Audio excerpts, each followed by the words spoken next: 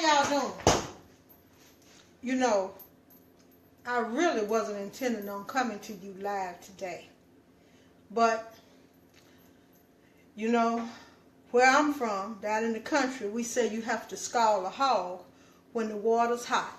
And right now, I see a post that I made about the 4th of July has got y'all 38 hot. I mean, y'all steaming and screaming.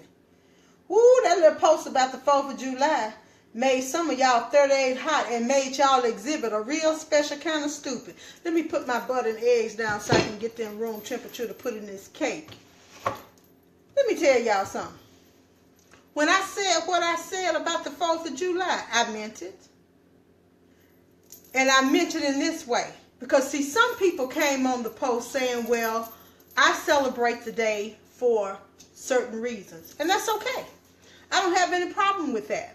Because like most of us, especially black folk, you celebrate the holiday with family. And for most people who work and have to make a living and whose families may be scattered in different towns, cities, or even all across the country, holidays are a special time for us because those are the few days out of the year, and that one special day among many that we can get together, enjoy one another's company with fellowship, fun, and food.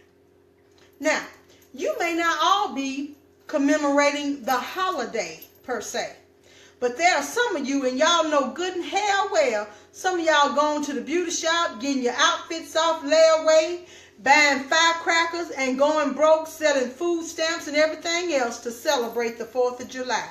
And then you got some of us on here with Stockholm Syndrome. Stockholm, S-T-O-C-K-H-O-L-M, Syndrome, S-Y-N-D-R-O-M-E, Stockholm Syndrome. Look that up. Research that after I get through talking. Because you talking about how great this country is and all these opportunities that we have here. You're right. Right, but those of you who have those opportunities, you damn sure ain't got them because you popping no firecrackers celebrating the 4th of July. That ain't why you got them. Because sitting on your ass around a barbecue grill popping firecrackers and drinking liquor and eating and talking is not why you have any opportunities, and that is definitely not the way that you take advantage of those opportunities. The 4th of July and the Declaration of Independence don't have a damn thing to do with your opportunities if your ass is black as mine. Okay?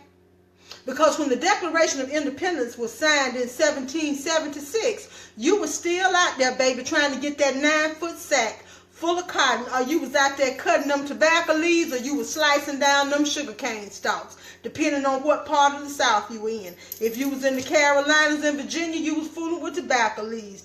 If you was in the southernmost parts like Alabama, Georgia, and Mississippi, you was picking cotton. If you was down in Louisiana, you was fooling down around there getting you some sugar cane out the field. So don't come telling me about what this day means to you, because it means nothing to you.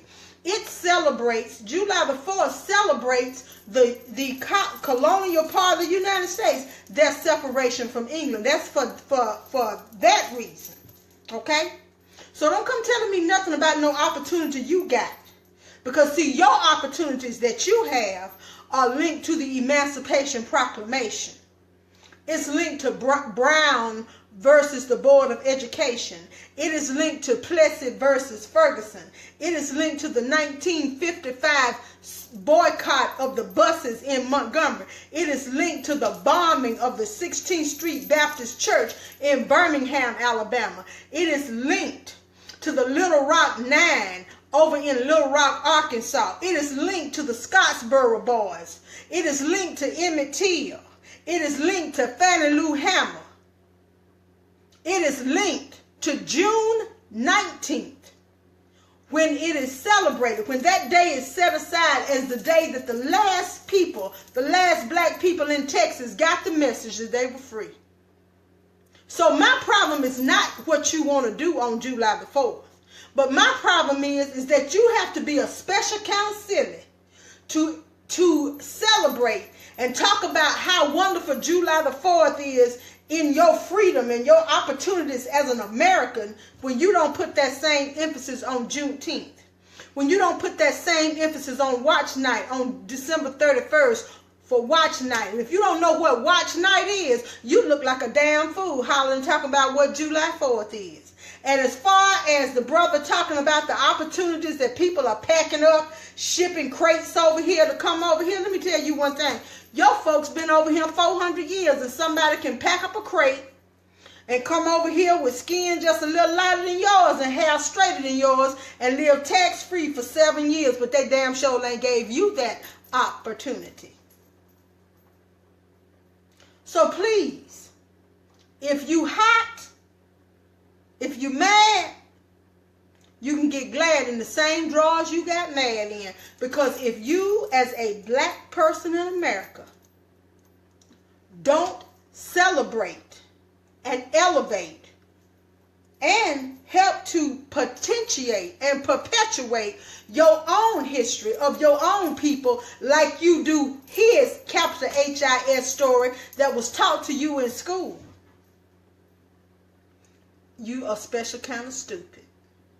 That's just like me going over there talking about how nice and wonderful your house is, how great your family is, how much your family is accomplishing, and how great I feel just to live next door to you, and I ain't taking care of my own family, supporting my own family, building up my own home and cleaning up my own house. I'm just glad to be living next door to you. So I celebrate everything about you and your people and your family, but then I don't do anything about my own. I would be a damn fool to do that now, wouldn't I? That's why you look like a damn fool hollering about how wonderful and great and how significant July the 4th is, and on June 19th, I couldn't get a peep out. You could hear a rat piss on cotton. Nobody was talking about June 19th, and that is the most significant day to your black ass in history other than your birthday and payday. So I don't have anything against you. You can go and buy 10 racks of ribs, cut up 20 sacks of iced potatoes, and go buy all the Bush's baked beans. But you cannot let what somebody tells you to celebrate because that's the acceptable thing that you do when you assimilate into what they want you to believe is the dominant culture. It's all right. You can celebrate stick breaking day, Pancake Day. Hell, today, June 29th, it's free tea day at McAllister's. I celebrate that. Because I went over there and got me a free unsweet tea with some mango syrup in it. But now, free tea day at McAllister's is not going to be more important to me than my birthday, my child's birthday, my mama's birthday. So why would you let the 4th of July be more significant to you than June 19th or December 31st or any other day that is significant to the history of you and your people? African Americans, black people, have contributed much to this country. And if you think that Crispus Attucks is the only person that should be celebrated because of what he did in the Revolutionary War, you need to find out who Benjamin Banneker is. And if you really want to talk about somebody who sacrificed something, brother, you need to look up the Buffalo Soldiers. And you need to go back and find out about the men who were from Kentucky, Russellville, Kentucky, who were sold into the Union Army and fought for the Union Army during the war between the states known as the Civil War. You want to talk about a soldier? Crispus Attucks might have been the first to die, but he damn sure wasn't the only one. And there are many more who are unnamed, who are martyrs, marchers, mothers, matriarchs, who have given everything that they had up to their very lives for us to be able to know and understand our history as a people. See, when you start spouting off a bunch of facts from a history book that a white man wrote and gave you, in which he left out and omitted all of the history of your people, you show me that you are only highly trained, because you damn sure ain't educated. And even if you got more degrees than a thermometer, you still like a dull knife that ain't cutting. You talking loud, but you ain't saying nothing.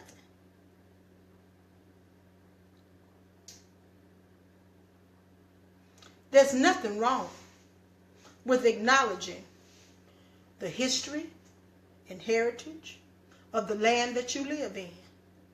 But you better believe that what really made America great is the blood, sweat, and tears of my people that's still in the soil of the South and every corner of this country, because we cleared the fields, we planted the crops, we built the railroads, we cut the highways, we poured the asphalt on the highways, we built these buildings.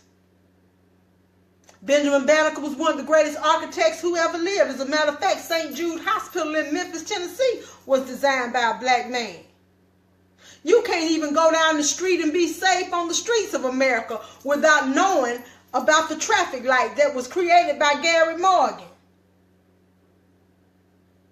You can't even get up and be neatly dressed in the morning for work without knowing that the ironing board was created by a black woman. You can't even walk anywhere in this world without acknowledging that it was a black man who invented the machine that put the soles on the shoes. So yes, it takes a very special kind of person to get all excited about July 4th and not put as much energy and effort into celebrating the heritage and history of your own people and the contributions and sacrifices they made to build this very country. So if you are such a great American, you need to make sure that you understand that without your people, there would be no America. Stop celebrating the voyage and the people and passengers of the Mayflower and realize that those slave ships, that America was not built. And there would be no America had the slave ships not started running in the 1600s and bringing you, mine, and our families and grandparents, ancestors over here. Because you got to realize you can't celebrate all that with the Mayflower, because in the first year they died. And had it not been for our other side of our family, because many of us African Americans are also Native Americans, had it not been for the Native Americans, there would be no American history, because all the Pilgrims would have died. They would never have survived the winter without the help of the Native Americans. And once they survived the winter, had they not recruited us over here to labor in the fields, clear the land, build the houses, and even to have black women to be healers and tend to them when they were sick, there would be no America. There would be no 4th of July. See, I call it the 4th of you-lie. Y-O-U-L-I-E, because you lie to yourself if you believe that celebrating the declaration, the signing of the Declaration of Independence on July 4, 1776, when you were still being beaten, dragged, lynched, whooped in the tobacco fields, the cane fields, and the cotton fields, is more significant than Juneteenth, when it was solidified that you were now free, that you were free to pursue all of the opportunities that were supposed to be guaranteed to all Americans in the Constitution. As a matter of fact, since you want to get so hyped about the 4th of July, and you want to get so hot and talk about I'm sitting back criticizing, I tell you what you do. Before you decide that you want to jump all hot and mad, why don't you find and Google that poem called I Too Sing America? Because if you want to sing the praises of America, you do it. But you make sure you sing every line, every chapter, every verse, and every lyric. Because see, that song that you sing, that praise that you sing of America, is your people and my people. Because see, when Donald Trump started talking about making America great again, that don't mean nothing to me, because see, it was my people that made America.